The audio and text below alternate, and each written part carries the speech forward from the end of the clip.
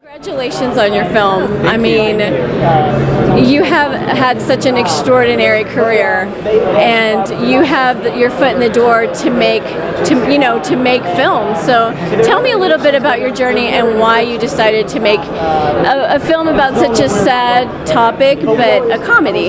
Yeah.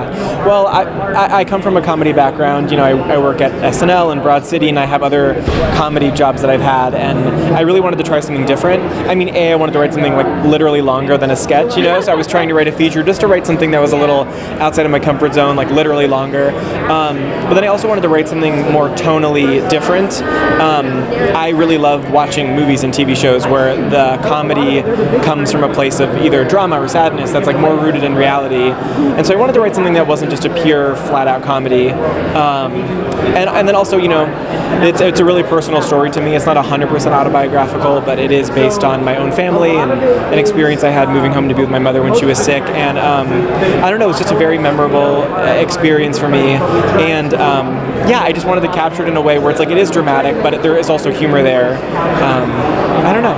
It was a very interesting, fulfilling experience.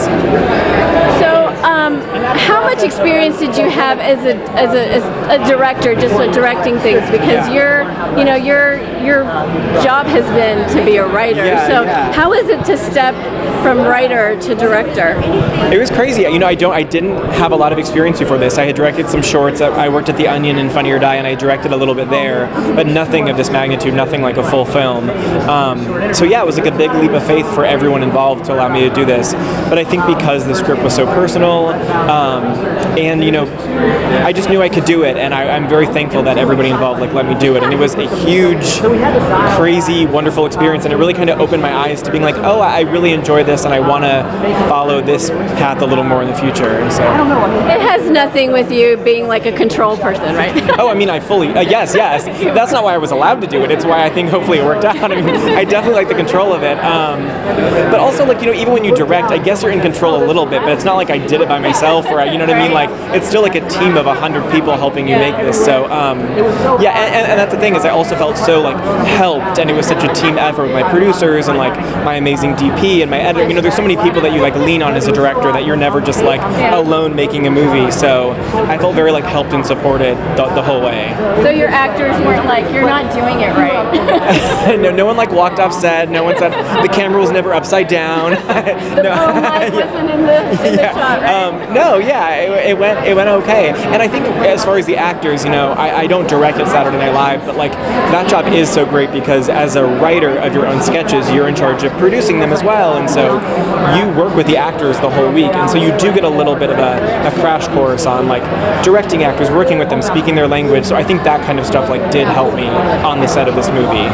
So tell me about Molly Shannon.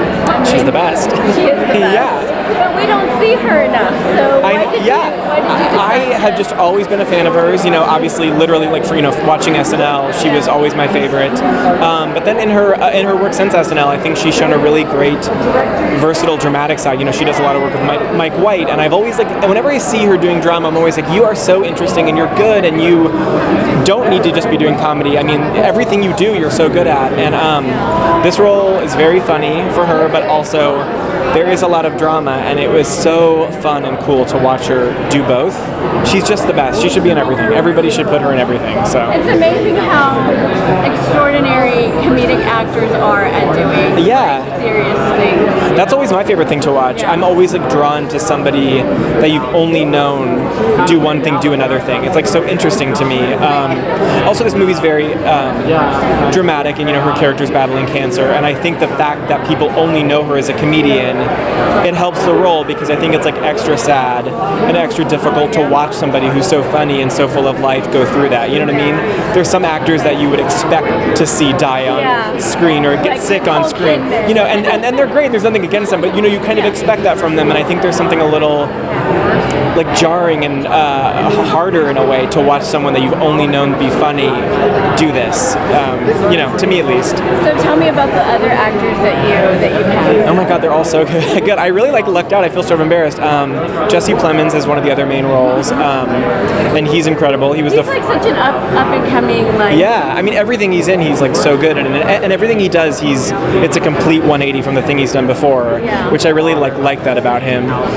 We have a great cast: Bradley Whitford, Maude Apatow, Madison Beatty, June Squibb, and Paul Dooley, and then just a lot of people I've like worked with at SNL and comedy people I've always looked up to, like Matt Walsh and Carrie Kenny and Paula Pell. There's just like a long John Early, just like a lot of people who I've admired for a while. Then when you get to put together a project, you just like email thinking maybe they'll consider it, and then anytime someone said yes, you'd be like, really? So it was I lucked out. So what are you on vacation now? Shouldn't you be like? We have 2 weeks off, so I came here. Oh wow! So no vacation, just come straight to whenever SNL's done. I go work on the movie and vice versa. Well, congratulations! Thank you for being in Dallas. No, thank you for having me. Have you been here before? No, I've only been to Austin. I've never. This is cool. This is good. Well, thank you so much. Yeah, thank you.